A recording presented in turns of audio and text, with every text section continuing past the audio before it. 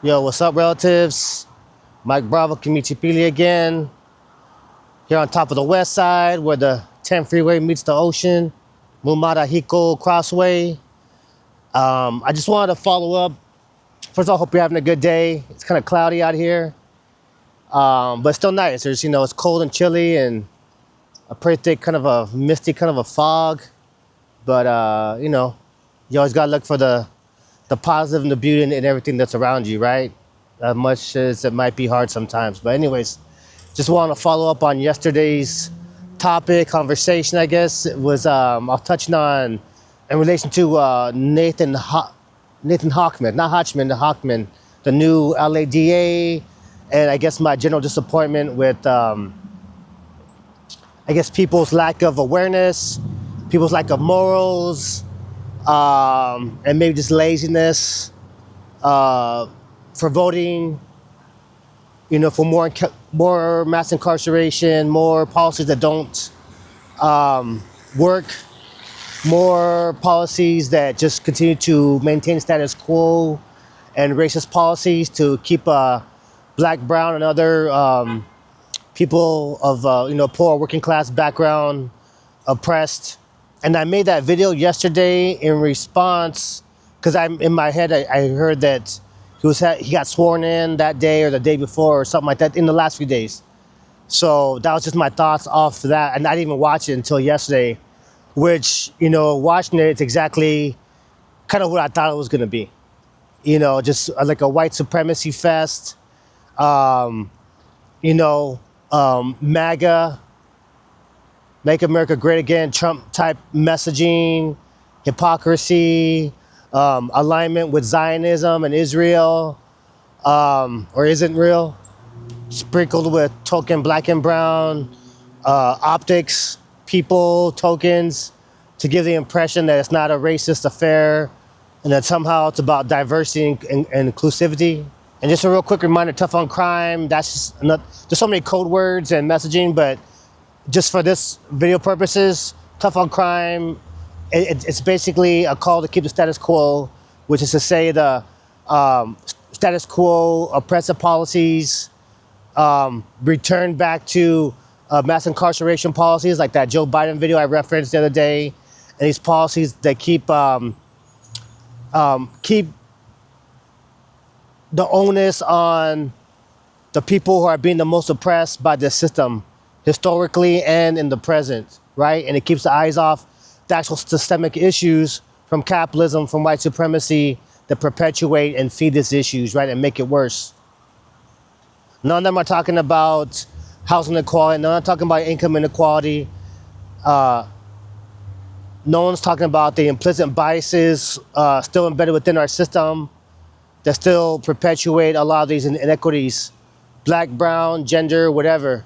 If you look at the messaging, it's all straight like low-key MAGA, less intense, a little indirect MAGA Trump messaging, right? You got the veteran there, that 100-year-old veteran, and the messaging with that is like, okay, it sets a very patriotic tone, right?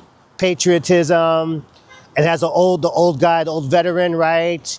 Which signals, oh, I return to the old ways, AKA make America great again, right? And of course, the optics of it, a very old man, you know what I mean? Anybody with human decency is going to be respectful to an old man, and it kind of just, they were real smart to put someone like that. So that was a good way for them to start it, as well as having the brown little Hispanic Latino dude or whatever create a nice little optic of inclusion and equalness and non-racism, right? Of course, which we know racism is, it's policy, right? It's impact. It's not, you know what I mean?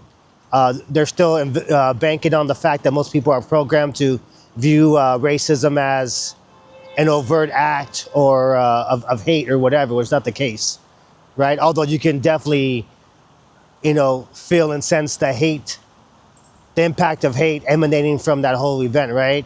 So going back to the veteran, of course, good, like again, good manipulation, propaganda move, messaging move, right? Make America great again, old man, patriotism, back to the old ways, etc., right? And then you got the rabbi, right? which I knew was going to be there. Something to a nod to Zionism, which is to say white supremacy and colonialism, right? But try to mask it like in the spiritual cloak or whatever, right? You could be spiritual, but like real spirituality is about truth and reflection, and acknowledgement, and holistic inclusiveness, right? Like, so that was the optic that they're towing line with, the white capitalist colonial paradigm mindset, linear mindset, right? Then you got the lady from, I forgot her name, but from the LA Board of Supervisors. I don't have an extensive profile on her, but in general, I know she's very anti-police accountability, always about the excessive police funding, and she's in likeness with all these people. They all are non-acknowledging of the systemic issues of why there's mass homelessness, why there's a lot of drug abuse. You know what I mean? They're putting the onus and they're punching down at the people who are most impacted and affected by this negativity, right? They're not addressing the causes that they're contributing to. They're not addressing the housing issues, right? Creating more homelessness, right? They're not addressing the poverty issues, creating more crime, right? There's a formula for crime, and the bulk of it is poverty based, lack of opportunity based, lack of housing based, lack of resources based. But you won't hear that conversation from them. Then you got the sheriff, whatever, Google LASD gangs.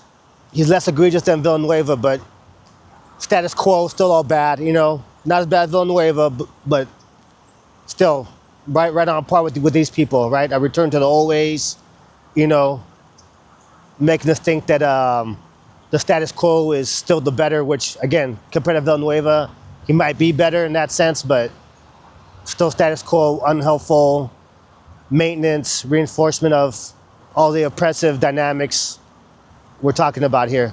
Deputy mayor, again, black dude, optics of equality or whatever. I don't have too much of a background profile on that dude, but most likely he's probably just like that ineffective and optic Los Angeles City Department of Racial Justice and Equity or whatever. Just all optic show, all just fucking, empty cultural nods, no real substantial policy changes or acknowledgements or shifts in power or anything like that too. So have yet to see, but he's mostly there just for the optics and just for that little, just to hog up a pawn hogging up space on the chessboard, basically. That's the way I see it.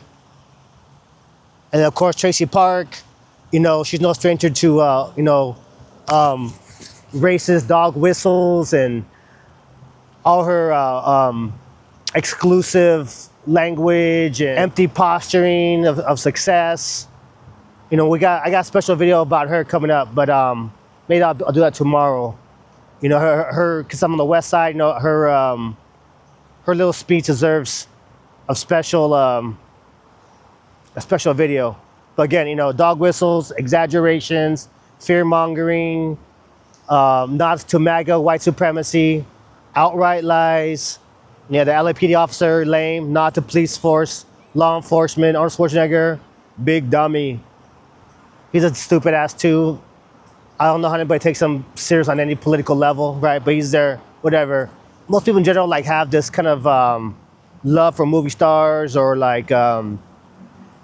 people in the media, music artists, movie stars, or people like that, right? So this part of us that kind of loves the person that we think that person is, right? And so having a person like that, which is why, Kamala Harris, they get all these superstars, whatever, to kind of sway you. And they try to use that love or whatever, feelings of goodness we have for these stars or these movies that we grew up with, to put that there as like a way to kind of, it's like, again, get into our heart space, which is to say, get into our emotional space, right? To make us lose balance with our mind and our logic about what's really right and what really is a righteous decision, right? A righteous decision is a balance of the heart and the mind. But garbage, I just want to cover that real quick. Again, just, exactly the white supremacy fest I thought it was going to be. And again, but folks, just stay sharp, man. Just be mindful, again, when you're reading you're on social media. Be mindful of people trying to evoke heightened emotions from you, right? Whether it's sadness, anger, fear, or you just like pump up your ego or whatever, you know. We all want to have fun, whatever, and at some point, like everything needs to connect with your heart, right? But watch out for people overly trying to poke and provoke that when you get this heightened sense of thing. Take a deep breath and stop and focus, protect your energy, and just be very mindful of any kind of suggested actions or call to actions or conclusions that they're trying to deliver while you're in that heightened state of emotion, right? Take a deep breath, step back, balance out your mind and your heart. Yeah, so again, you know, make it a practice. Stop being a dum-dum, get some values, be about something. And again, too, you know, like I mentioned it in a different video where you have people who voted Green Party, right? But they vote against Gascon, right? And that just shows a very lack of foundation about where your principles are really at. Because the same principles that would drive you to be against genocide, be against colonization, right? Be against white supremacy, which is to say Israel's war on Palestinian people, right? America's complicity in that genocide, right?